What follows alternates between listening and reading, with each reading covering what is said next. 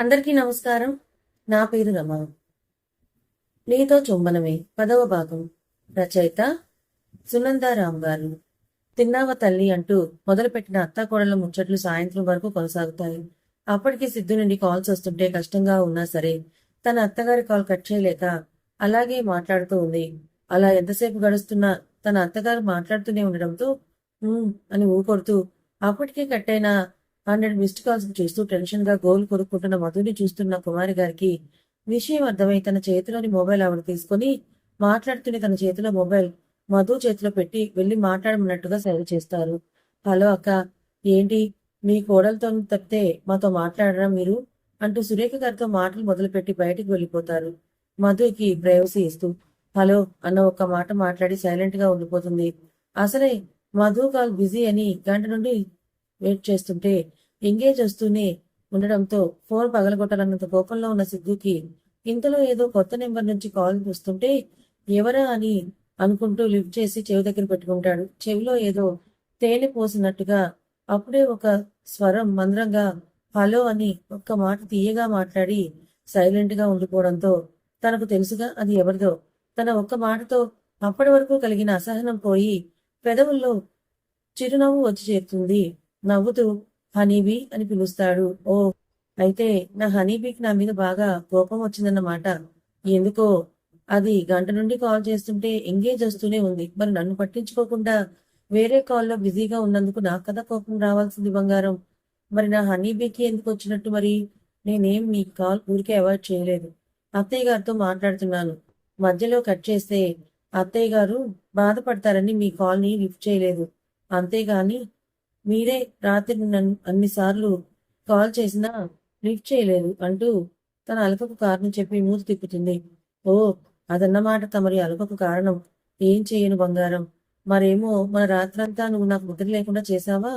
దానికి తోడు మార్నింగ్ అంతా జర్నీ వల్ల టైర్డ్ అవడంతో రాగానే నిద్రపోయాను బంగారం. అందుకే నువ్వు కాల్ చేసి చూడలేదని సంజాయిషి ఇవ్వడంతో అలక తీరిన మధు సిద్ధుతో మాటలు మొదలు పెడుతుంది. మరి బంగారం, నువ్వు లేకుండా ఒంటరిగా పడుకోవాలంటే చాలా కష్టంగా ఉంది తెలుసా అనగానే మధు బుగ్గలు కెంపులవుతాయి.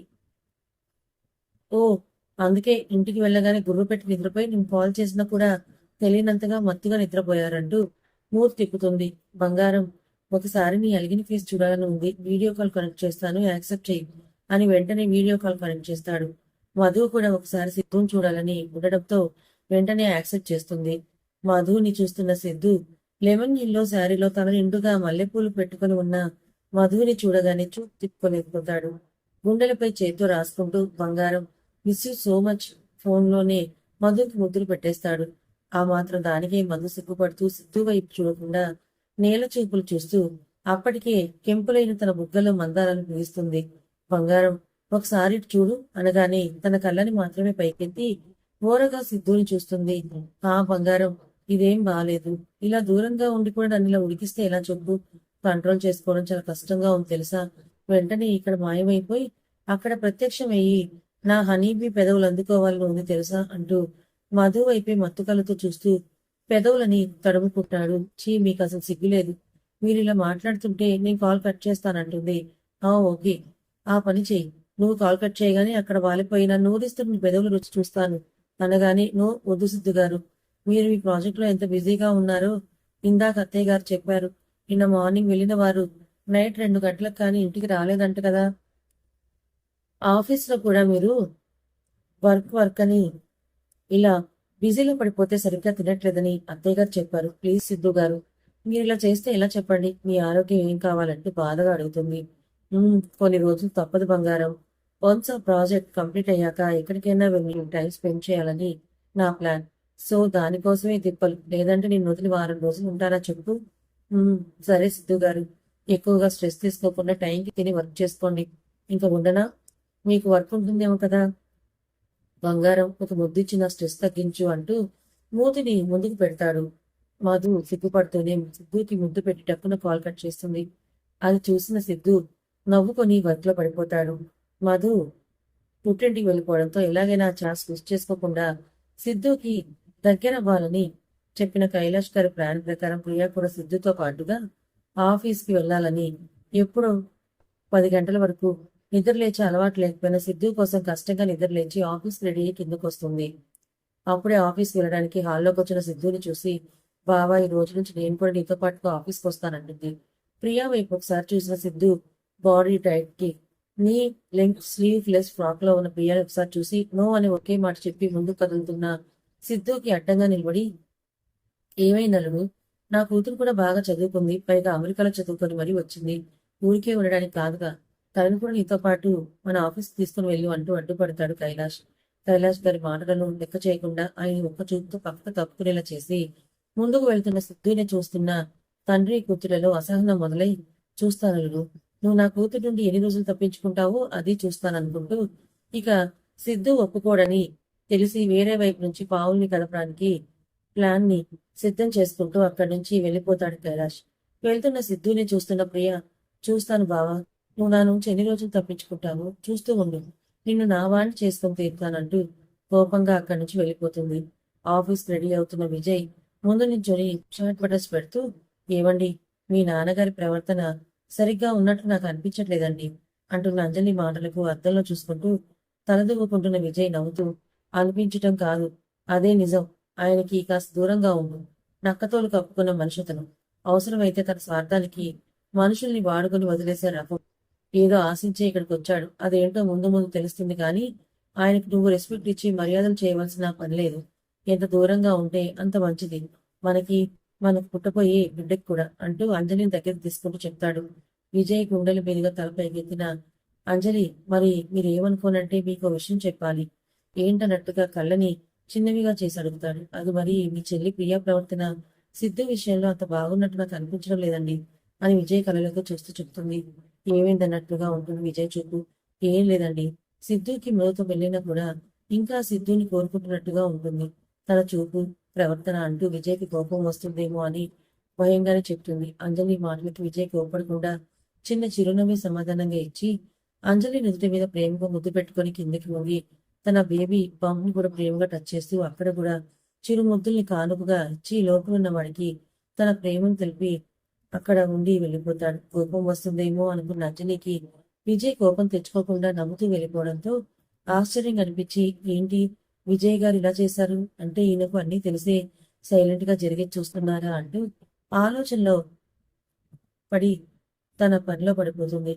అద్దు బంగారం అంటూ కాళ్ళకు నెయిల్ పెయింట్ వేసుకుంటున్న ఆర్య చేతిలో బ్రష్ తీసుకుని తాను వేస్తూ గానంగా పిలుస్తున్న అజయ్ని వింతగా చూస్తూ, ఏంట్రా మళ్ళీ నాతో ఏం అవసరం పడిందని ఐస్ చేస్తున్నావు అంటూ కళ్ళు చిన్నవిగా చేసుకుని చూస్తూ అడుగుతుంది ఆర్య. అలాంటిదేం లేదు బంగారం అంటూనే, మరి మీ అన్న ప్రాజెక్ట్ వర్క్ కంప్లీట్ అవ్వగానే మధుని తీసుకుని హనీమూన్కి వెళ్ళాలని ప్లాన్ చేసుకుంటున్నాడు. ఆ అయితే మరి మనం కూడా ప్లాన్ చేసుకుని హనీమూన్కి ఎట్లా వెళ్దామా అంటూ నడుంపై ముగ్గులు వేస్తూ అడుగుతున్న అజయ్ చేతిపై ఒక్కటి వేస్తోంది. ఏంట్రా, హనీమూన్ పేరు చెప్పి అక్కడ కూడా నీ ఆగని ఆత్రం చూపించి నన్ను అక్కడే బెడ్కి పరిమితం చేయాలనుకుంటున్నావా అంటూ అజయ్ వైపు మురిగిస్తూనే చేతిలో ఉన్న బ్రష్ లాక్కుంటుంది. ఒసై రాక్షసి, ఇది మరీ అన్యాయంగా నీకు అనిపించట్లేదా?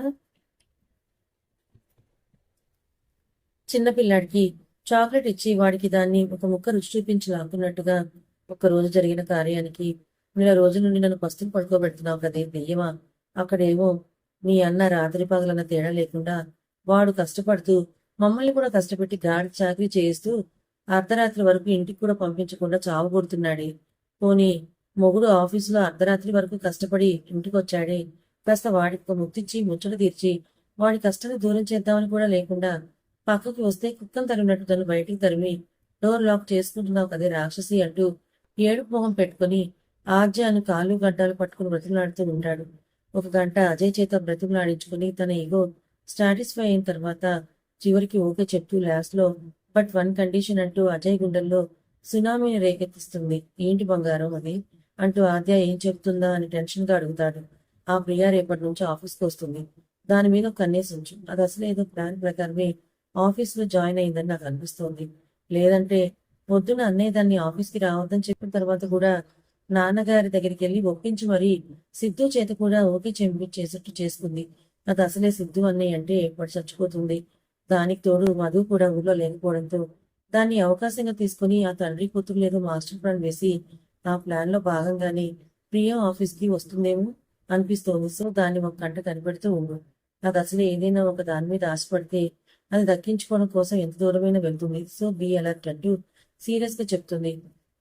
ఓ ఇంతేనా బంగారం, నేను ఇంకా ఏదో అనుకుని భయపడ్డాను కదే. ఆ ప్రియ ఎన్ని పూర్లు దండాలు పెట్టినా సిద్ధు మధుని కాకుండా ప్రియాని తన చిటికిన వేలు కూడా తాకనివ్వడు. నువ్వు ఆ ప్రియ గురించి అనవసరమైన ఆలోచనలు పెట్టుకోకుండా మన హనీమూన్ కోసం ఎక్కడికి వెళ్ళాలో మంచి లొకేషన్స్ వెతికే పనిలో ఉండు బంగారం అని అంటూ ఇంకా ప్రియ గురించి ఆలోచిస్తున్న అర్జున్ తన వైపు తిప్పుకొని, చూడు బంగారం, నేనుండగా మధుని దాటి ప్రియను సిద్ధు నీడను కూడా తాకనివ్వను, ఐ ప్రామిస్ యూ అని చెప్పి ఆర్జన్ గిలిగింతలు పెట్టి నవ్విస్తూనే జంట పెదవుల్ని ఏకం చేస్తాడు.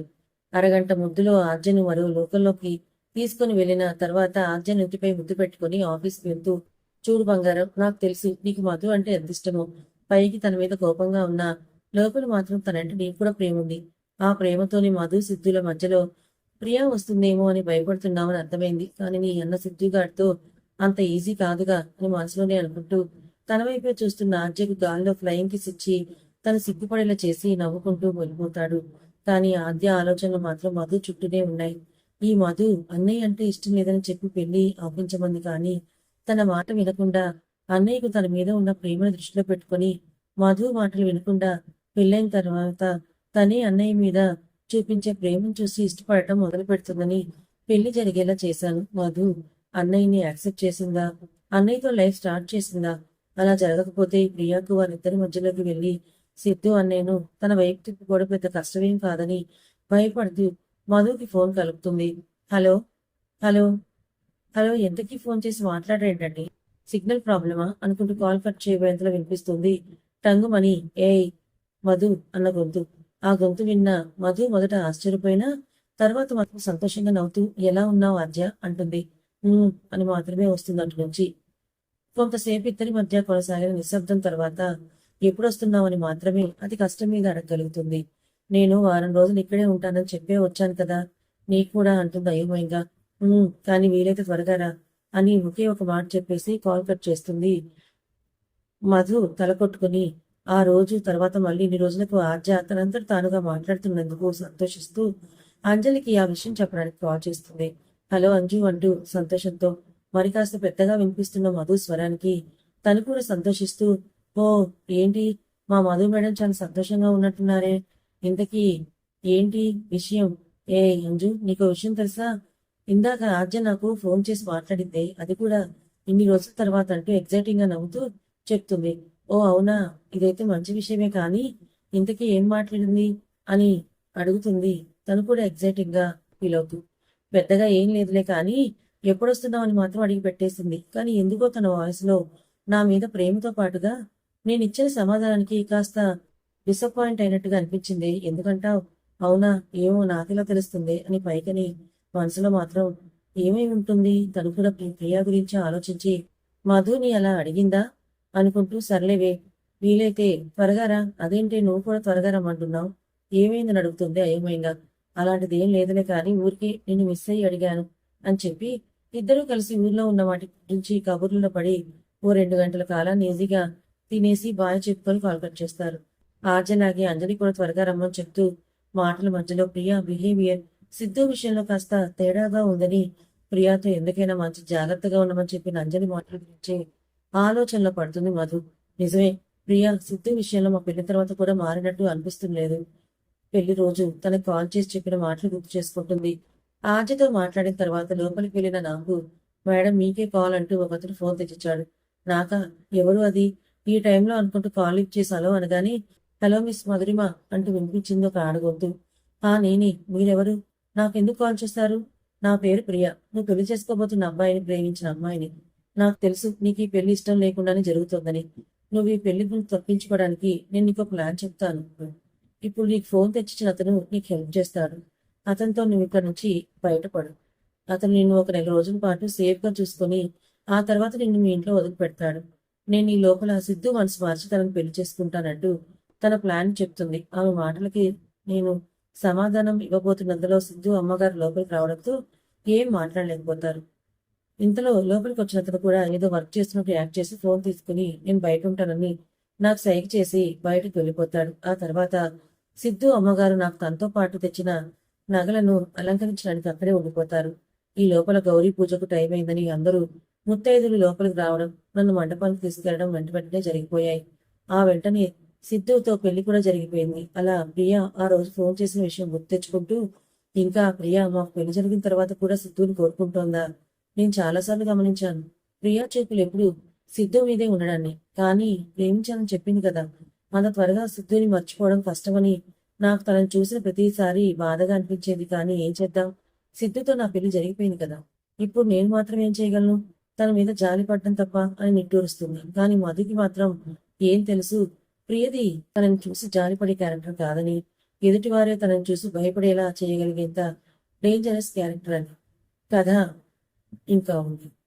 మరి ప్రియా గురించి మెల్లమెల్లగా నిజాలు తెలుసుకుంటున్న మధు, సిద్ధుకి తనకి మధ్యలో ప్రియా రాకుండా ప్రియా వేసే ప్లాన్స్ ని అడ్డుకుంటుందా, లేదా ప్రియా గురించి సిద్ధుకి చెప్తుందా? మరి మధు కుటుంబానికి సిద్ధు ఫ్యామిలీ వల్ల జరిగిన అన్యాయం గురించి మధు సిద్ధుతో చెప్తుందా లేదా? తర్వాత ఏం జరగబోతుందో తెలుసుకోవాలనుకుంటే ఛానల్ని ఫాలో అవ్వండి. కథ నచ్చితే లైక్ చేయండి. ఇలాంటి మరిన్ని మంచి కథల కోసం మన ఛానల్ని సబ్స్క్రైబ్ చేసుకోండి. Thank you so much for watching.